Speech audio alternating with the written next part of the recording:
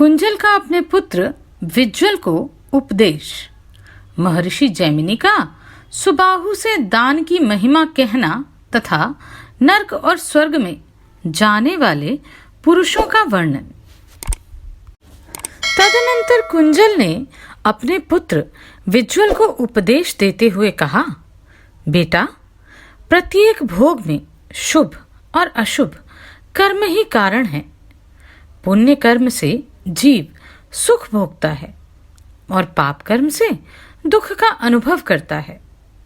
किसान अपने खेत में जैसा बीज बोता है वैसा ही फल उसे प्राप्त होता है। इसी प्रकार जैसा कर्म किया जाता है वैसे ही फल का उपभोग किया जाता है। इस शरीर के विनाश का कारण भी कर्म ही है। हम सब लोग कर्म के अधीन हैं। संसार में कर्म ही जीवों की संतान है। कर्म ही उनके बंधु बांधव हैं तथा कर्म ही यहाँ पुरुष को सुख दुख में प्रवृत्त करते हैं। जैसे किसान को उसके प्रयत्न के अनुसार खेती का फल प्राप्त होता है, उसी प्रकार पूर्व जन्म का किया हुआ कर्म ही कर्ता को मिलता है।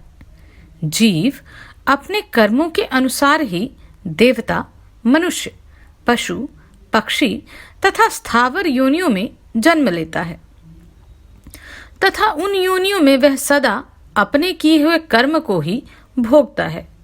सुख और दुख दोनों अपने ही किए हुए कर्मों के फल हैं।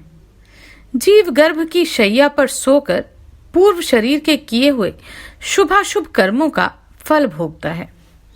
पृथ्वी पर कोई भी पुरुष ऐसा नहीं है जो पूर्व जन्म के किए हुए कर्म को अन्यथा कर सके।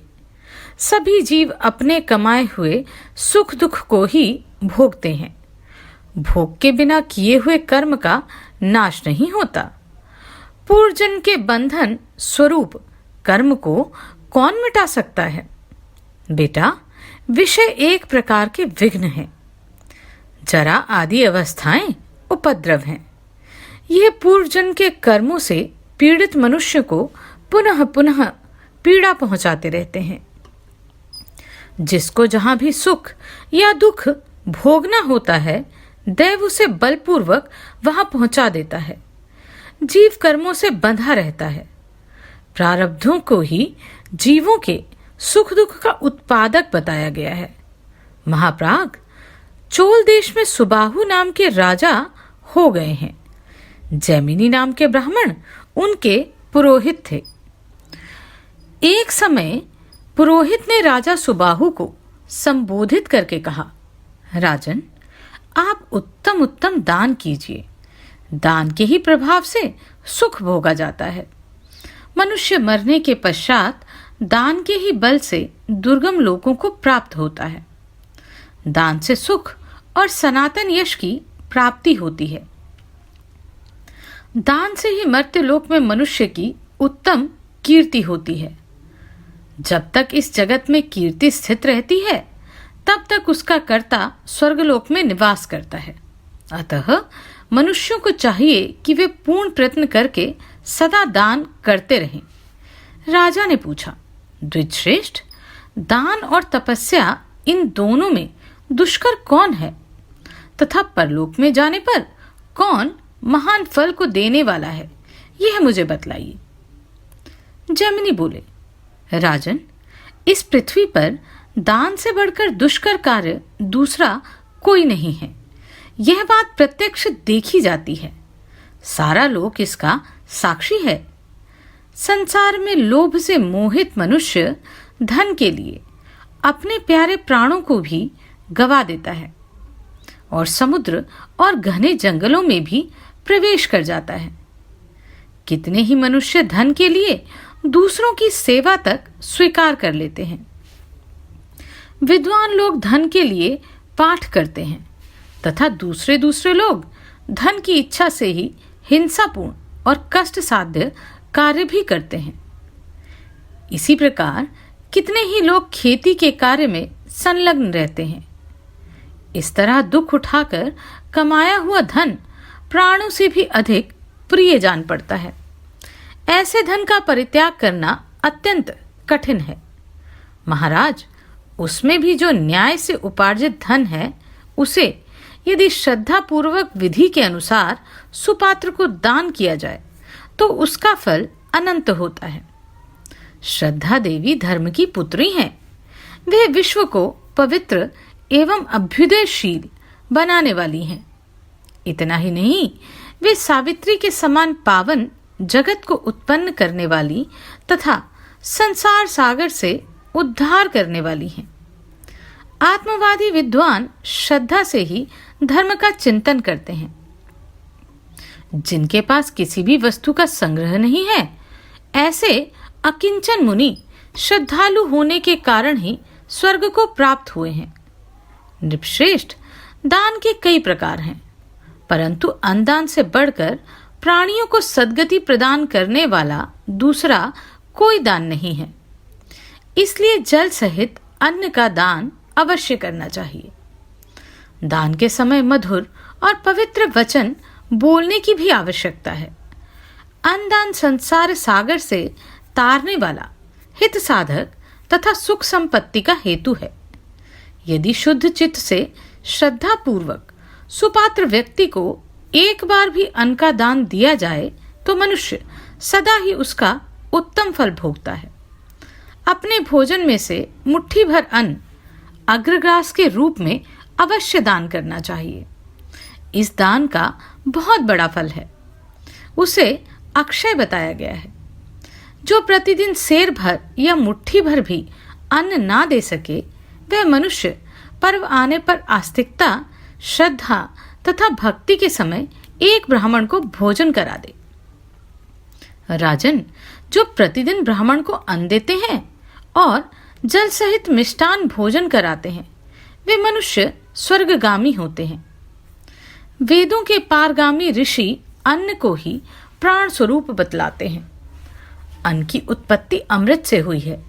महाराज, जिसमें किसी को अन्न का दान दिया है, उसने मानो प्राण दान दिए हैं। इसलिए आप यत्न करके अन्न का दान कीजिए। सुबाहु ने कहा, द्विजश्रेष्ठ, आप मुझसे स्वर्ग के गुणों का वर्णन कीजिए। जैमिनी बोली, राजन, स्वर्ग में नंदनवन आदि अनेकों दिव्य उद्यान हैं, जो अत्यंत मनोहर, पवित्र और समस्त कामनाओं को पूर्ण करने वाले हैं। इनके सिवा वहां परम सुंदर दिव्य विमान भी है। पुण्यात्मा मनुष्य उन विमानों पर सुखपूर्वक विचरण किया करते हैं। वहां नास्तिक नहीं जाते। चोर, असंयमी, निर्दयी, चुगलखोर, कृतघ्न और अभिमानी भी नहीं जाने पाते। जो सत्य के आधार पर रहने वाले शूर, दयालु, क्षमाशील, याज्ञिक तथा दानशील हैं, वे ही मनुष्य वहां जाने पाते हैं। वहां किसी को रोग, बुढ़ापा, मृत्यु, शोक, जाड़ा, गर्मी, भूख, प्यास और ग्लानि नहीं सताती। राजन, ये तथा और भी बहुत से स्वर्गलोक के गुण हैं। अब वहां के दोषों का भी वर्णन सुनो। वहां सबसे बड़ा दोष यह है कि दूसरे की अपने से बड़ी हुई संपत्ति देखकर मन में असंतोष होता है तथा स्वर्गीय सुख में आसक्त चित्त वाले प्राणियों का पुण्य क्षीण होता है, सहसा वहां से पतन हो जाता है। यहां जो शुभ कर्म किया जाता है, उसका फल वहीं स्वर्ग में भोगा जाता है। राजन, यह कर्म भूमि है और स्वर्ग को भोग भूमि माना गया है। सुबाहु ने कहा, ब्राह्मण, स्वर्ग के अतिरिक्त जो दोष रहित सनातन लोक हैं, उनका मुझसे वर्णन कीजिए।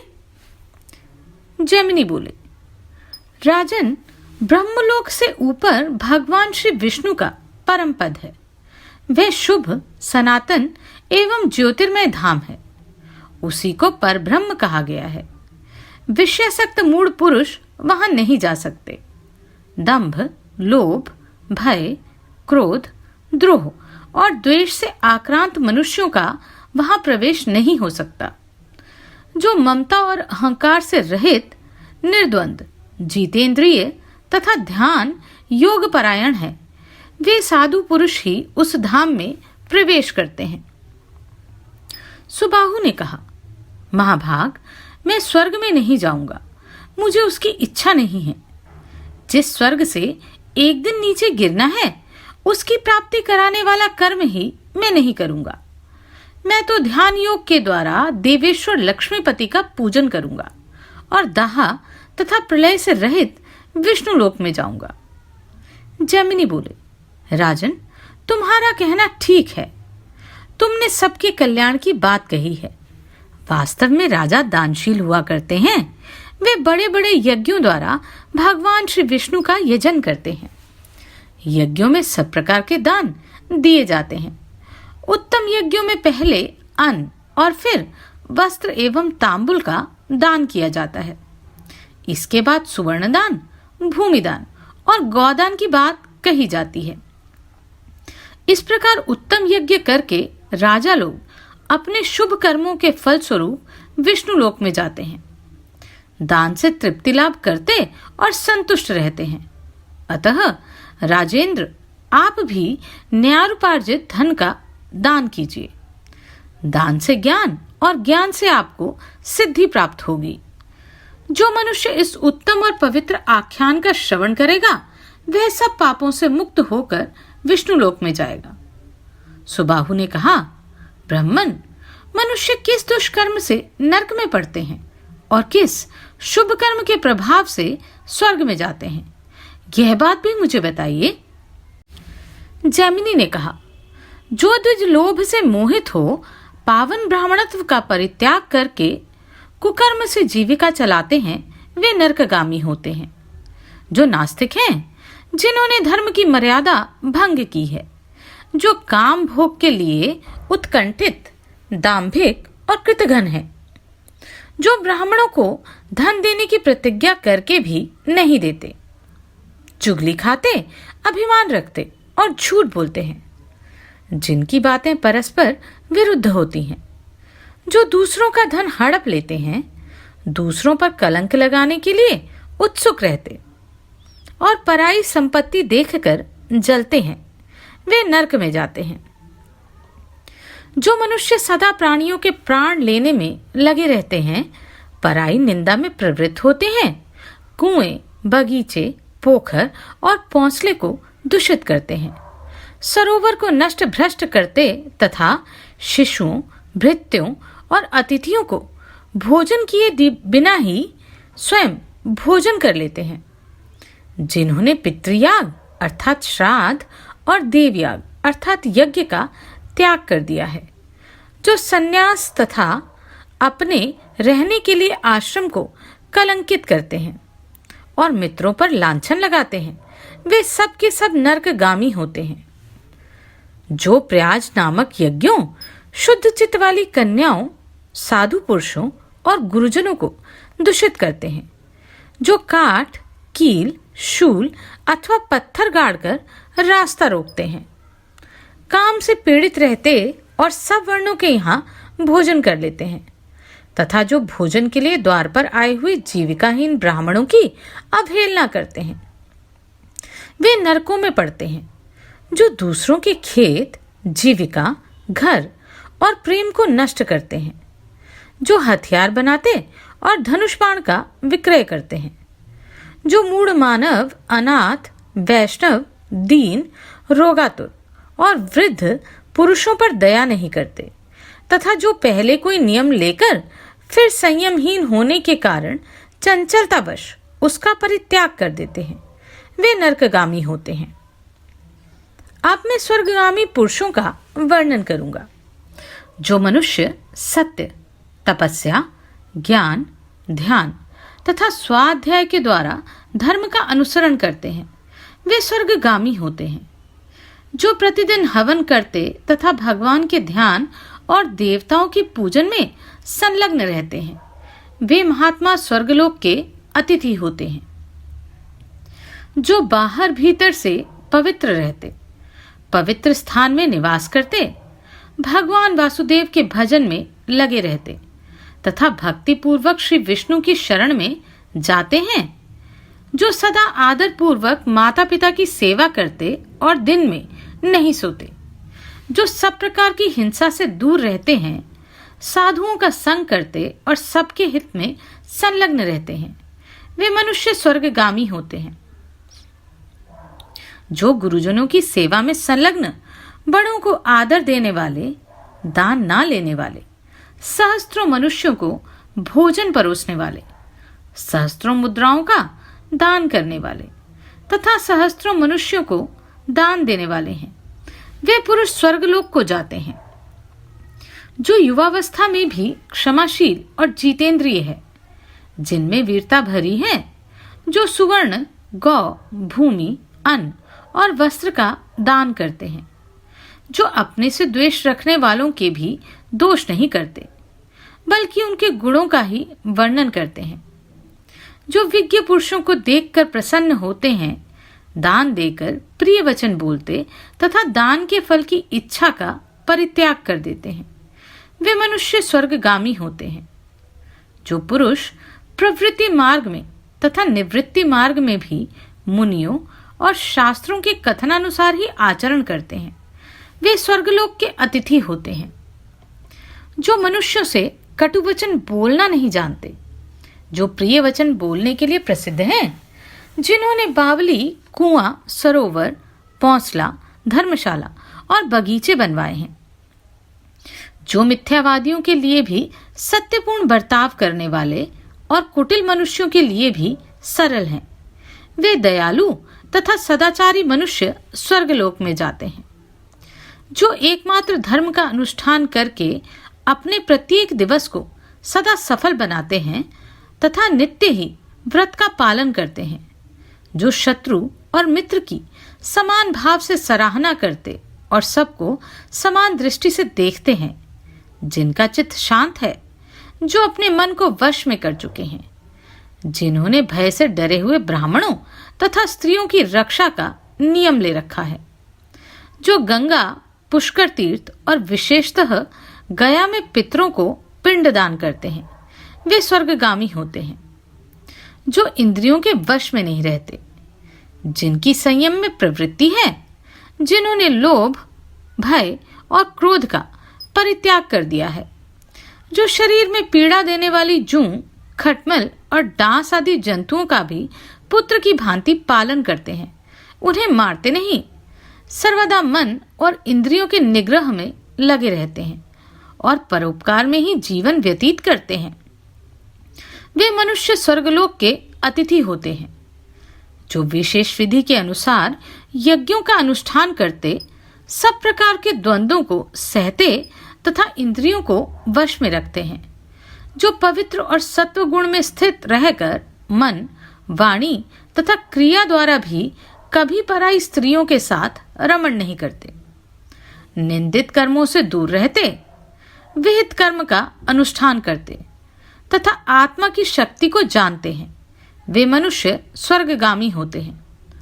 जो दूसरों के प्रतिकूल आचरण करता है, उसे अत्यंत दुखदायी घोर नरक में गिरना पड़ता है, तथा जो सदा दूसरों के अनुकूल चलता है, उस मनुष्य के लिए सुखदायिनी मुक्ति दूर नहीं है।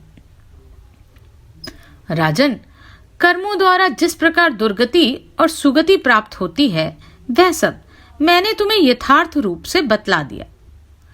कुंजल कहता है, धर्म अधर्म की संपूर्ण गति के विषय में महर्षि जैमिनी का भाषण सुनकर राजा सुबाहु ने कहा, द्विजश्रेष्ठ, मैं भी धर्म का ही अनुष्ठान करूंगा, पाप का नहीं।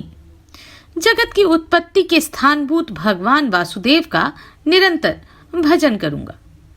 इस निश्चय के अनुसार राजा सुबाहु ने धर्म के द्वारा भगवान मधुसूदन का पूजन किया तथा नाना प्रकार के यज्ञों द्वारा भगवान की आराधना करके तथा संपूर्ण भोगों को भोग कर वे शीघ्र ही प्रसन्नता पूर्वक विष्णुलोक को पधार गए।